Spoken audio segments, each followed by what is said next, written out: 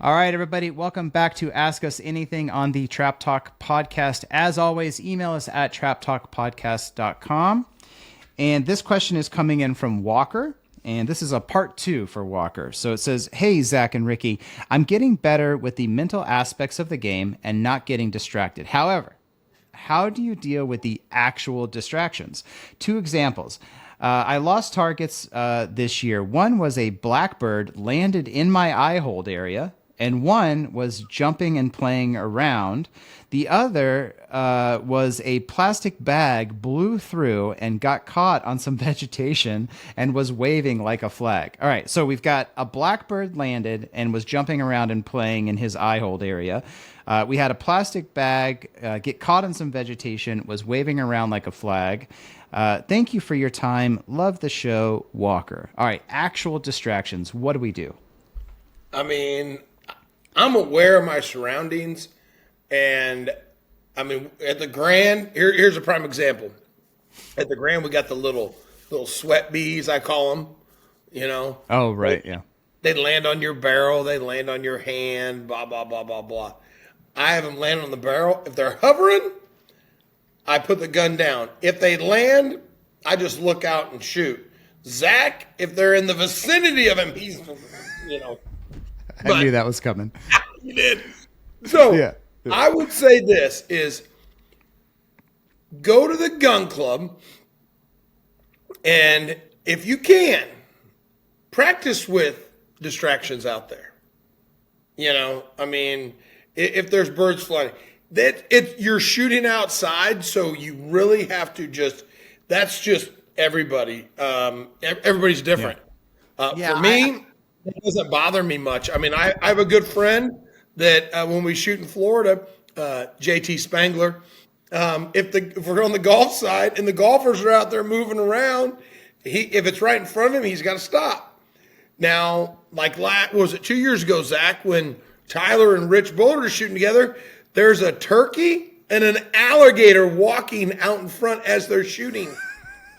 Oh, and wow. Like, okay. Whoa. And it was funny. And Tyler's like, yeah, I'd look at it, but when it was my shot, I just focus on what I need to do and then shoot. And then you can. So that's what I would recommend is, and this comes from, you know, my 16-year-old son, Tyler. He said, he goes, if you focus on what you're supposed to be looking at, then you won't worry about that. Yeah, So, I agree with Rick on this point. I think, you know, there's 2 types of distractions. There's the distractions that are kind of happening the whole time you're shooting, and then there's distractions that happen instantly while you're shooting. Yeah. And a distraction might be I'm going to the target and a bee or a bird flies in or something like that, and it's kind of like a real-time thing. Yep. As that's happening, I think that's the hardest one because you're not expecting it. Yes. And I think in that scenario – In that scenario, we'll call that an act of God, right? Like I remember one time this was for a 200 straight, and it was an act of God. I mounted the gun. I was going for the 200 straight. I went up to shoot it, and this was like 12 years ago. And right when I went to pull the trigger, as soon as I was doing that, a bee literally like landed on my eye, like in my pupil. And I looked back at it and I said, oh crap. And I was already nervy and I shot behind it. And in that scenario, I don't know if there's anything you can do to really like prepare for that. Right. So that's just an act of God and you're in the wrong place at the wrong time. Now in the other scenario, like the gator and the turkey and all that other stuff that you're like, okay, this is going on out in front of me. And I know it's going on in front of me. I would ask you, how much attention are you giving it? Like, right. Are you sitting there and you're giving all of your mental energy to look at the gator and look at the turkey and, oh my God, what's going on? And I'm going to miss, right? Like, is that's what's happening? Or are you like, okay, there's a gator and a turkey there. Who cares? And you get back onto your job of looking at the target. So I think in that second scenario, and this was something that happened to me this year, I was late for the squad at the Grand. And I was like, I don't know, 300 straight and singles at the time. That was the episode we put up that I've. That was. Yeah, and so for you guys to understand distractions, me and Rich are shooting by ourselves. The whole time Ricky's saying, hurry up, and I can hear him video cameraing the episode. I can like video. No. Yeah, if you don't think I couldn't hear him videoing him say, well, look, folks, what happens when you're late? Like, I heard him the whole time. So is it me giving if I would have paid attention to that, I could have missed, but I heard it in the background. But what I was doing was focusing on my job. Look at the target, shoot the target. And so it doesn't matter how much stuff is going on around you if you're not giving it attention. When you start giving it attention and thinking about it and being like, oh my God, this is going on, and trying to block it out, blocking it out is worse than just living with it. I couldn't deal with stuff. That's gotta deal with it in here though, but don't. So what he's asking, like the blackbird jumping around, that's something that's happening now. A bird flying in, that's a little bit different. That's kind of the act of God. Yeah. Now the bag that's hung up and blowing around, the best thing to do in that situation, if it's right out in front of you, like we've had it happen shooting handicap, where stuff's blown in front between the trap house, walk out, get it, and come back. And I would let everyone know on the squad, or let the scorer know, hey, I'm going to go get that bag and go get it, or ask the scorekeeper to get the bag if it's out in front of the trap house and you're not wanting to do that. Hey, could you go get that? And blowing around like a flag. Yeah. If it's not. The other thing that kind of, and this will happen every once in a while, and we've, attacked it when it happens. If there's a setter in the house and he's throwing boxes out of the side of the house while you're shooting, you might say, hey, could you go down there and let him know not to throw the cardboard out of the front of the house while we're shooting? Because it is quite distracting when you're calling pull and you're seeing white flyer boxes fly out the side of this thing, right? So, where they've thrown whole targets out in front. I've seen them. They're throwing junk. They're cleaning off the arm, and you're seeing broken targets come out the side of this thing, and you're like, okay. Yeah. And so in those scenarios, I think it's important to stop, tell the scorer, tell someone, and say, hey, can you let him know that we're shooting right now, and to be mindful. And once you do that, they're good at it. I mean, they're not going to continue to do that. I handle that because Zach, he just, who the hell's going on right now? Yeah, I'm not very good with people, so I got to let Ricky do it. Hey, Zach, you brought up a really important point, which is when you said the who cares part, right? Yeah. It's probably we when we get frustrated, it's because we're judging what's happening, right? We're saying that, why is this happening to me? Why is this distracting me? If even Mitchell Lovelace, I know you guys just had a great episode with him.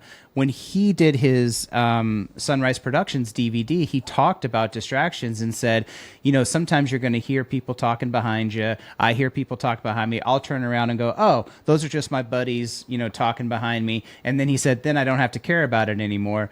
Correct. I think it's when we start going like, why is this happening to me? Now we're frustrated. Yes. Then it's really distracting. It's the mindset shift there. And like 10 years ago, if I was late for the squad and I was shooting on Ricky Marshall's squad, first time out 300, I'd be like, oh my God, they're watching me and they're making fun of me and they're doing a video of me. Making fun of you. All I had is the video. He was just documenting it.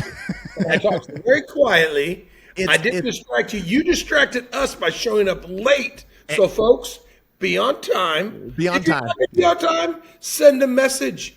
Unlike him and Rich, they just showed up. Hey, like I said, it's what you feel. It's how you feel about the situation. Are you going to let it bother you, or are you not? Yeah. And if you're not concerned with it and you're not like worried, and this goes to shoot offs or anything else. I mean, I've had people that know that there's people back there watching and they get all nervy because 10 of their friends are watching. If you go into it with that expectation, it doesn't matter if it's an audio, visual, or a mental distraction, it's a distraction.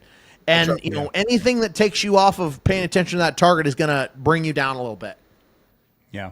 Yeah, these are something that is a part of the game that you kind of are going to have to figure out. It's going to be happening all the time.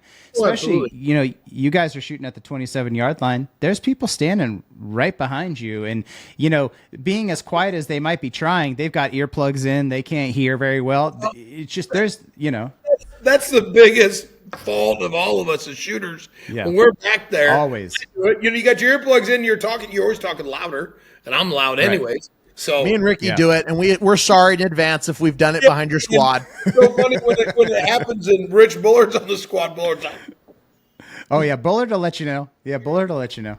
He'll turn around and say, "Hey, shut up." Yeah, yeah. Well, it is a big one because when you're on a score, you kind of you want to try to get through that without that happening, but it inevitably happens because you're running. Yeah, but I think like you just said it, when you're on a score, right? And I think when people are on a score and they're not used to being on a score, they're almost looking for something bad to happen so that they can have an excuse for why they missed. Because the first thing you do when you miss is you go into the clubhouse and you say, well, I was going to run a 200, but then the flag got me, or I had the guy was talking behind me and I got so mad I missed. Like it's like you're waiting for an excuse because you need the excuse so you could justify that the miss was okay. Well, listen, I get it. There is some things that, like, I have great peripheral vision, so I have to wear blinders because I see everything. Like, we're shooting with, and Bullard always wears these, funky looking shoes sometimes, like I do. Focus. He lifts his left foot up, and he's on post 2, and I'm leading up. I can see it, and I'm like, what the heck's he doing over there? And then once I see it, I'm like, okay. And then I go out. When you let something bother you, they're not, your competitors aren't doing it intentionally, at least most of them aren't. Right. There might be some out there that do, and that's fine. But once you let stuff like that bother you, then it's really going to hurt you. And then your competitor's going to make fun of you. Like they'll do it again. They'll do it again. Yeah, they'll just make fun of it. Like, oh, that bothers them. And they'll stick, and it is what it is. It's the one thing, like, I've shot against people in shoot-offs that hold their guns up in the air. Yeah. Now that, to me, that is a distraction. Stuff like that going on shouldn't be allowed. I would agree. I would agree with that. Like if somebody's doing anything where they're heavily moving or engaging into their mount during your mount, I think that's a disruption of the shoot at some level, right? Agreed. Especially if they're doing it right when you're getting when you're getting ready to shoot and you're aggressively jumping. That's no good. I just say, listen, just do what you're supposed to do. Look at the target. That's why when people ask me about, that background's horrible with it, I don't care what the background is. Because I'm not shooting the background, I'm shooting the target. Yeah, spoken like a true champion. I mean, you really have to get into the mindset of this stuff isn't going to bother me. This stuff isn't going to take me off my game. I don't care what happens. I'm breaking this freaking bird. If you combat that thought of, I'm being distracted. Why is this happening? With I don't care. Let's go. I'm going to crush this bird. Just come back at it hard. You have to have, some of the proudest scores that I've ever broken were scores where I was working at a gun club while we were having the shoot, and like in the middle of the round, like literally I'm the guy that loads the houses, and now I'm shooting, and the machine ran out during like the round, and I'm straight, and I had to put my gun down, go in, load the house, come back out and shoot and finish the score. And those are some of the proudest scores that I've ever shot, because it was like literally like, hey, I'm not going to let this affect what I'm doing right now just because the machine ran out. And literally I'm the one going in the house. And it was your fault it ran out. There's Ricky, that. Let's not get into the minutia, okay? That's minutia. Okay, Walker. Walker, thank you for the question. Mental toughness, I think will be the takeaway here. You don't care what's happening out there, Walker. You're crushing birds, so stay in it. Thank you very much for the question. As always, email us at askus@traptalkpodcast.com, and we'll get these guys to answer it for you. Thanks, everybody. Thanks, Walker.